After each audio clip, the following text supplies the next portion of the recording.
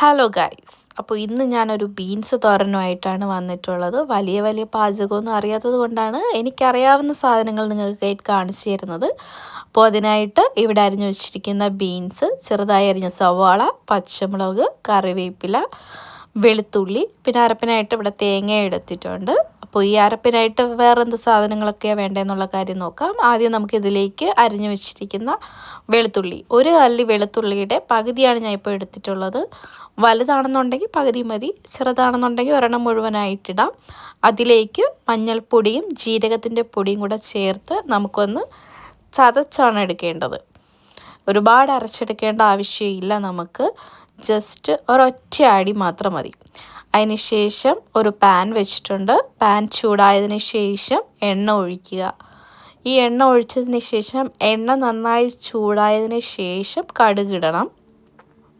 അല്ലാന്നുണ്ടെങ്കിൽ കടുക് പൊട്ടില്ല. ഇപ്പോൾ ഞാനിട്ടപ്പോൾ കടുക് പൊട്ടിയില്ല, എണ്ണ ചൂടായെന്ന് കരുതിയാണ് ഞാൻ കടുകിട്ടത്. അപ്പോൾ അത് നന്നായിട്ട് പൊട്ടി വന്നില്ല. അപ്പോൾ അതൊന്ന് ശ്രദ്ധിക്കുക. അതിന് ശേഷം കടുക് നന്നായി പൊട്ടി വന്നതിന് ശേഷം അരിഞ്ഞു വെച്ചിരിക്കുന്ന സവാള ഞാൻ അതിലേക്ക് ചേർത്ത് കൊടുത്തിട്ടുണ്ട്.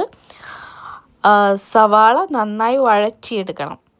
നന്നായി വഴറ്റിയെടുത്തതിന് ശേഷം നമ്മൾ അരിഞ്ഞു വെച്ചിരിക്കുന്ന ബീൻസ് ഇതിലോട്ട് ചേർത്ത് കൊടുക്കേണ്ടത്.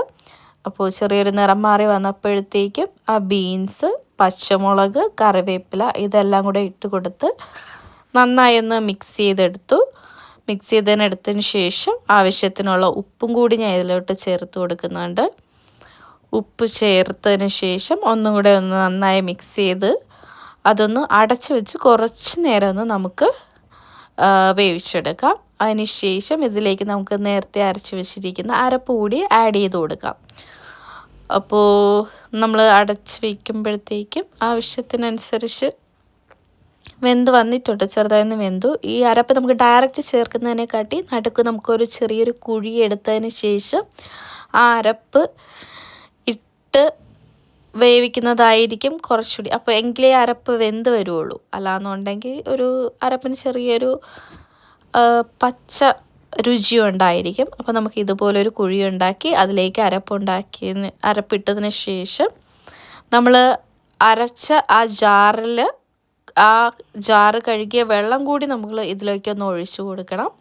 അതിന് ശേഷം വേണം നമ്മളിത് അടച്ച് വെച്ചൊന്ന് വേവിക്കാൻ.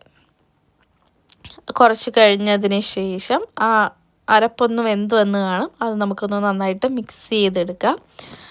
മിക്സ് ചെയ്ത് വന്നപ്പോഴത്തേക്കും കണ്ടോ, നന്നായിട്ട് ബീൻസ് തോരൻ വന്നിട്ടുണ്ട്. ഒരുപാടങ്ങ് നമ്മൾ വഴറ്റി അതിൻ്റെ ജീവൻ കളയേണ്ട ആവശ്യമില്ല. നമ്മൾ വെജിറ്റബിൾസ് എപ്പോഴും കുറച്ച് പച്ചയിൽ തന്നെയാണ് കഴിക്കേണ്ടത്. അതിനുശേഷം നമുക്കിതൊരു പാത്രത്തിലേക്ക് മാറ്റി ചോറിൻ്റെ കൂടെയൊക്കെ നമുക്കിത് കഴിക്കാം. ചോറിൻ്റെ കൂടെ അല്ലാതെയും കഴിക്കാൻ വേണ്ടി പറ്റും. നിങ്ങൾ ഒരിക്കലും ഒരു പ്ലാസ്റ്റിക് പാത്രത്തിലേക്ക് മാറ്റരുത്. ഇപ്പോൾ എൻ്റെ കയ്യിൽ വേറെ പാത്രമൊന്നും ഇല്ലാത്തത് കൊണ്ട് ഞാനൊരു പ്ലാസ്റ്റിക് ഡപ്പയിലേക്ക് തന്നെയാണ് മാറ്റി വെച്ചിരിക്കുന്നത്. അപ്പോൾ ഇത്രയേ ഉള്ളൂ നമ്മുടെ ബീൻസ് തോരൻ. എല്ലാവരും വീട്ടിൽ ട്രൈ ചെയ്ത് നോക്കണം, അഭിപ്രായം അറിയിക്കണം. അപ്പോൾ പുതിയൊരു ഡിഷുമായിട്ട് വരാം. ബായ്.